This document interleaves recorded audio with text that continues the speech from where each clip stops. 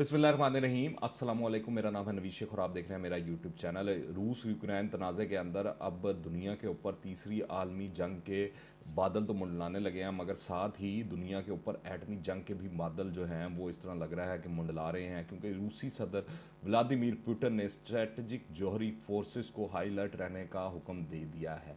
अब देखना ये है कि कब तक जो मगरिब और अमेरिका है, पुतिन ख़ास तौर पर, या आप रशिया कह लें या आप चाइना कह लें, उनका प्रेशर बर्दाश्त कर पाते हैं और इस जंग में कूदने से ग्रेस करते हैं, और कब तक रूस या चाइना जो है मगरिब और ख़ास तौर पर अमेरिका की रेशा दवानियों या साजिशों का सामना कर पाते हैं और उनके सब्र का पैमाना कब लबरेज होता है।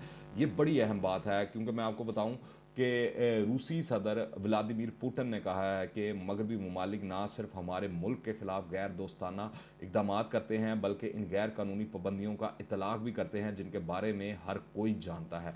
नेटो की सरबराही करने वाले ममालिक हमारे मुल्क के ख़िलाफ़ जारियत से भरपूर बयानात की भी इजाज़त देते हैं। इसलिए मैं रूसी वज़ीर दिफा और जनरल स्टाफ को के जो सरबराह हैं उनको हुक्म देता हूं कि वो जोरी फोर्सेस को खुसूसी अलर्ट के ऊपर रखें।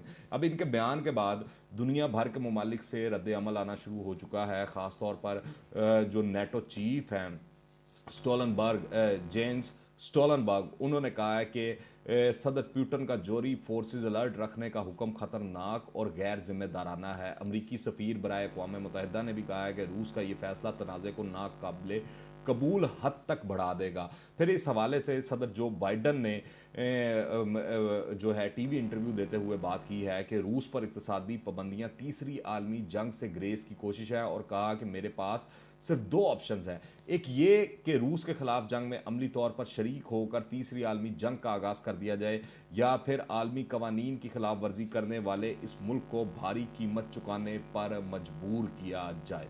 दरअसल अमेरिका और इसके इत्तेहादी रूस पर स्विफ्ट सिस्टम की पाबंदियां लगाने की बातें कर रहे हैं, जिसके बाद रूस डॉलर का लेन देन नहीं कर सकेगा, और इसी वजह से और इन्हीं खबरों की वजह से, इतलात की वजह से रूसी बैंकों के बाहर लोगों का मजमा जो है वो लग गया है, जो बैंकों से अपनी रकम को धड़ाधड़ निकलवा रहे हैं, और ये मामला चल रहे हैं।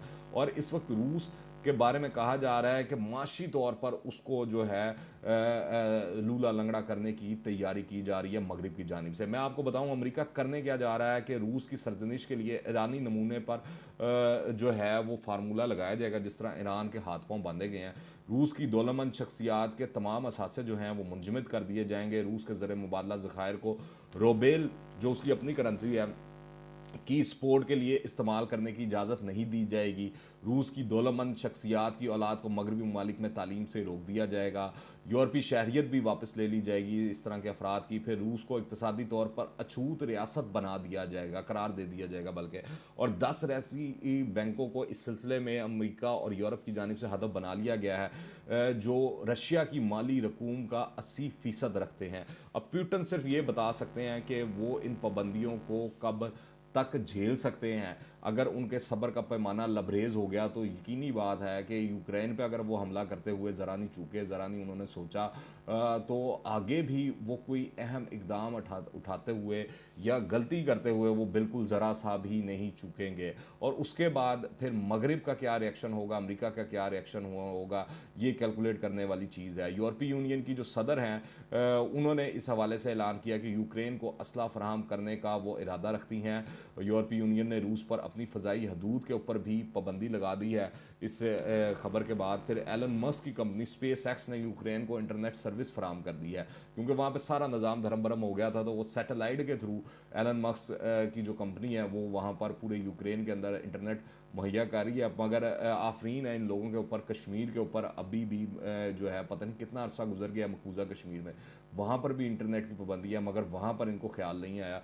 दरअसल मगरिब को मालूम है कि रूस ने अगर यूक्रेनी दारुल हुकूमत कैफ पर कब्जा कर लिया है तो इस रशियन दीदा दलेरी का जवाब किसी नेटो जवाबी हमले से नहीं दिया जा सकेगा। यही वजह है कि रूस पर पे दर पे पाबंदियां लगाकर धमकियां दी जा रही हैं, उसको रोकने की कोशिश की जा रही है, उसके हाथ पांव बांधने की कोशिश की जा रही है। बरतानिया और फ्रांस ने भी अब यूक्रेन को असला और बारूद सप्लाई करने पर रजामंदी जाहिर कर दी है, लेकिन लड़ना तो आखिर मेरे ख्याल से यूक्रेनी आर्मी को ही पड़ेगा।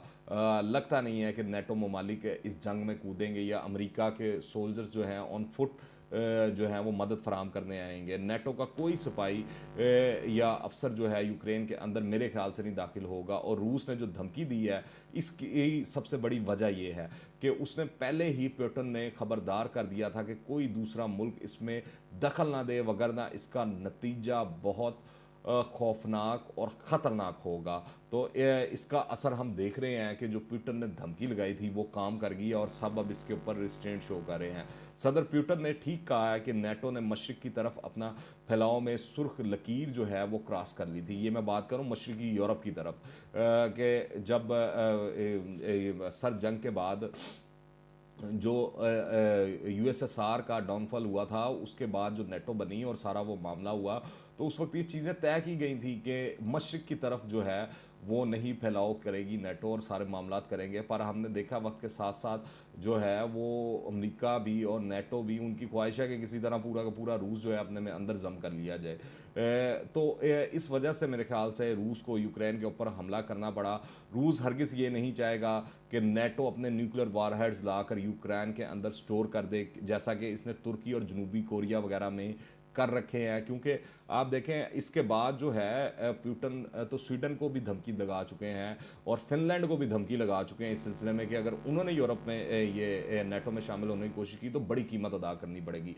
सबसे बड़ी खबर ये है कि इस तनाज़े में चीन ने कोई लबी लिपटी नहीं रखी और अमेरिका को इसका जिम्मेदार ठहराया है। दूसरे लफ्ज़ों में अगर जंग का दायरा फैलता है तो एक तरफ अमेरिका और मगरबी यूरोप के ममालिक का ब्लॉक होगा और दूसरी तरफ रूस चीन होंगे और उनके ज़ेर असर मुल्क या उनके इत्तहादी, यानी कि मगरिब और मशरिक़ की खुलेआम और सरेआम जंग होगी। अगर कोई भी एक ममालिक इस यूक्रेन वाले तनाज़े के अंदर कूदा यूरोप की जानिब से या नेटो की जानिब से या अमेरिका की जानिब से, तो उसका जो इख्तिताम है वो तीसरी आलमी जंग की सूरत में होता हुआ दिखाई दे रहा है। आप इस हवाले से क्या राय रखते हैं नीचे कमेंट्स में लाजमी बताइएगा। और अगर आपने अभी तक इस चैनल को सब्सक्राइब नहीं किया तो कर लें, दुआ में याद रखिएगा। अंटिल द नेक्स्ट टाइम, अल्लाह हाफिज़।